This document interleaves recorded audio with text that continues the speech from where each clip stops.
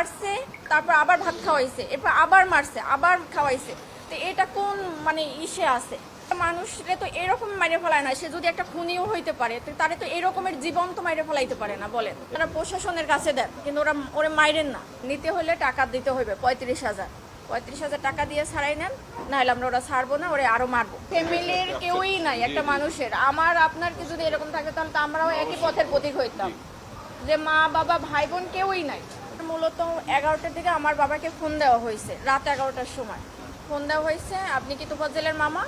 তখন আমার আব্বা ধরছে যে তখন বলছে যে তোফাজ্জেল এরকমের আমরা ওরা আটকাইছে, এই হলে আছে, এখানে এখন ওকে মানে নিতে হলে টাকা দিতে হইবে 35,000 টাকা দিয়ে ছাড়াই নেন, নাহলে আমরা ওরা ছাড়বো না, ওরা আরও মারবো। তখন আমার আব্বা বললো যে আমি তো গ্রামের বাড়িতে, আমি কীভাবে ই করবো।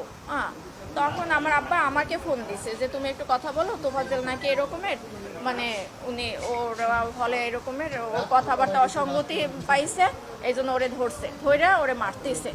তখন আমি ওই লোককে ফোন দিছি যে ভাই এরকম আমি তোফাজ্জেলের মামাতো বোন, ওরে কেন মারতেছে? তাও বলতেছে যে ও আমাদের হলে ঢুকছে বা ই করছে। তা আমি বলছি যে ভাই দেখেন, ও পাগল মানুষ, ও যদি কোনো একটা অন্যায় করে তাহলে আপনারা প্রশাসনের কাছে দেন, কিন্তু ওরা মাইরেন না।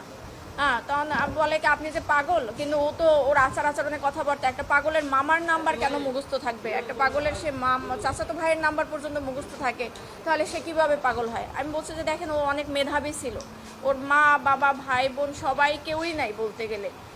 ও এই কারণে ওর ভাই গত বছর 15 রোজা হলো লিভার ক্যান্সারে মারা গেছে। তো ওই ভাইয়া, ও আগেই মাথায় সমস্যা ছিল, ভাইয়া অনেক ডক্টর দেখাইছে, মানে আমার ফুপু মারা যাওয়ার পর থেকে ওর এই সমস্যাটা হয়েছে।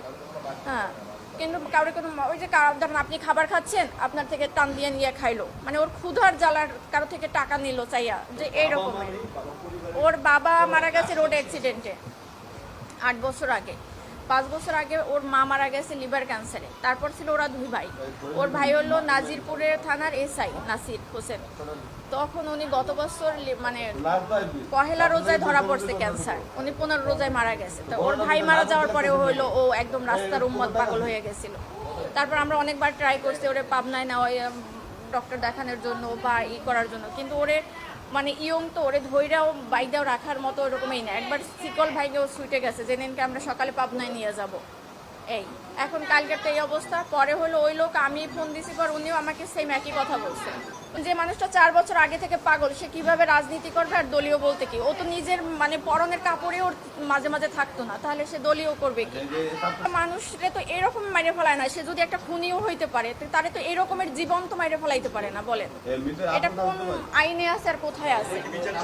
অবশ্যই চাই একদম মানে সঠিক, যে মারছে তার একদম মানে সেই সর্বোচ্চ মানে আইনের সর্বোচ্চ ব্যবস্থা নিতে হবে। কারণ ওর গার্জিয়ান নাই, সেই জন্য একটা মানুষ, অসহায় মানুষরা তো এরকম মারতে পারে না, একটা কুকুরেও তো মারতে পারে না, এরকম মারতে মারিয়ে ফেলাইতে পারে না। মারছে, তারপর আবার ভাত খাওয়াইছে, এরপর আবার মারছে, আবার খাওয়াইছে। তো এটা কোন মানে ইসে আছে? সে যদি কোনো একটা অন্যায় করতে পারে বা ওর কথার অসঙ্গতি দেখায় তো তারা সন্দেহ করছে, তাহলে তাকে থানায় দিয়ে দিত।